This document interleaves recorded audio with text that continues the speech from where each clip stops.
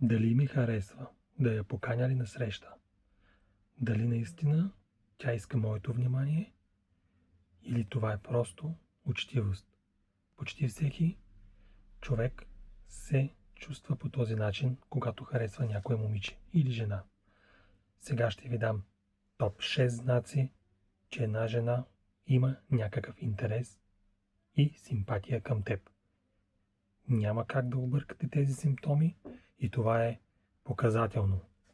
Когато ги виждате нещата, вече може да предприемете и стъпка, в която да поканите на среща. Номер 1. Интерес. Познавате се. Работа, училище, университет, квартал, хоби, спорт, чрез общи приятели и общо взето се виждате. Имате някакви социални мрежи, засичате се и първият много важен знак е когато тя има някакво любопитство към теб. Извинявай, днес как мина работният ти ден? Или разбрах, че колегата са го уволнили, дали можеш да ми кажеш нещо? Или момчето от другата стая излезна в отпуска. Имаш ли някаква представа какво се случва? Просто някакъв интерес, в който да те заговори.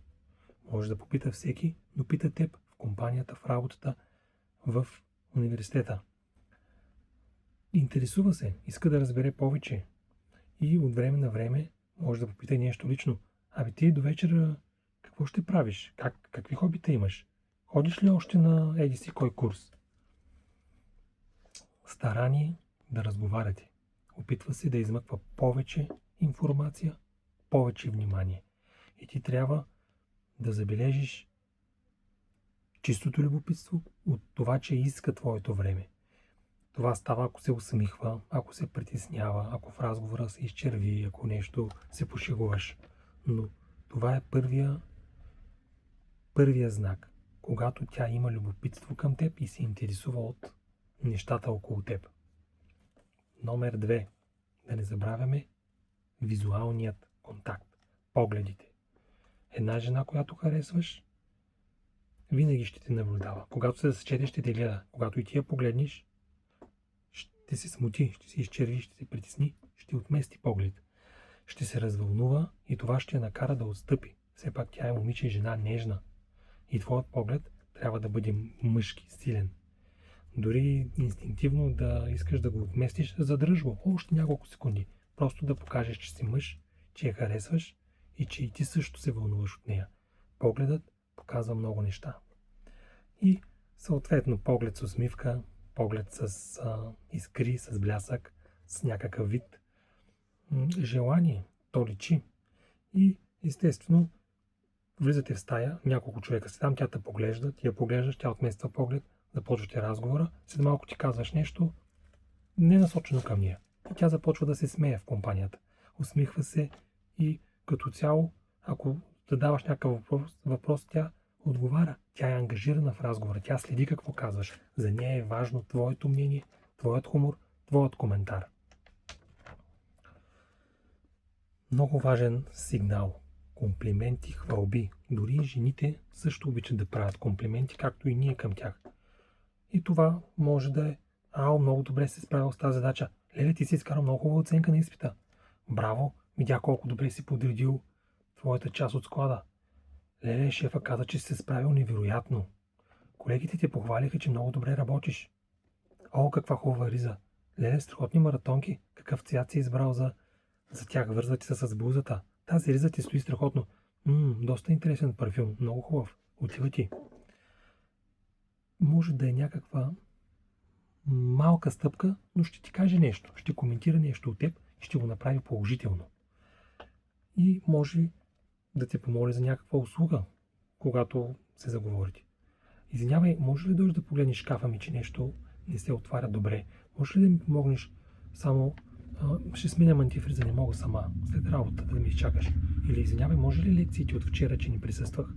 Малките услуги, но не тези, които те използват и те третират като прислуга. Услуга, която иска твоето време и внимание. Някак малко да се отделите, да може да имате време за разговор. Следващото много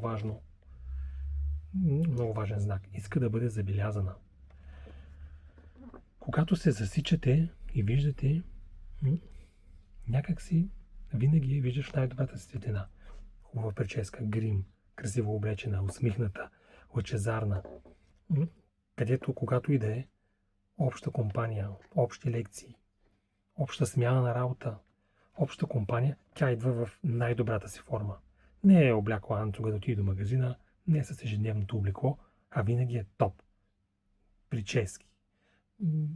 Просто най-добрата си форма. И така тя ще изиска да я заговориш. Комплимент. Да покажеш, че си загрижен към нея, че се интересуваш към нея. Да й направиш, вау, днес си уникално, хубава чанта, страхотна рокля, прекрасен грим. Най-добрата й форма е за да може да привлече вниманието. Жената иска да бъде харесвана, ухажвана и забелязвана. И се радва на внимание. Много жени дори прекаляват с това, само и само да имат погледи и внимание към тях. А когато забележиш това в една жена, просто това е възможност за теб да се заговорите или да направиш разговора по-лесен. Много важен знак в разговора в общите теми е свободна ли е. Една жена, когато си говорите, ще вмъкне дори деликатно, без да иска, случайно, неща, които насочат, че тя е свободна, че тя няма приятел, няма мъж, няма партньор.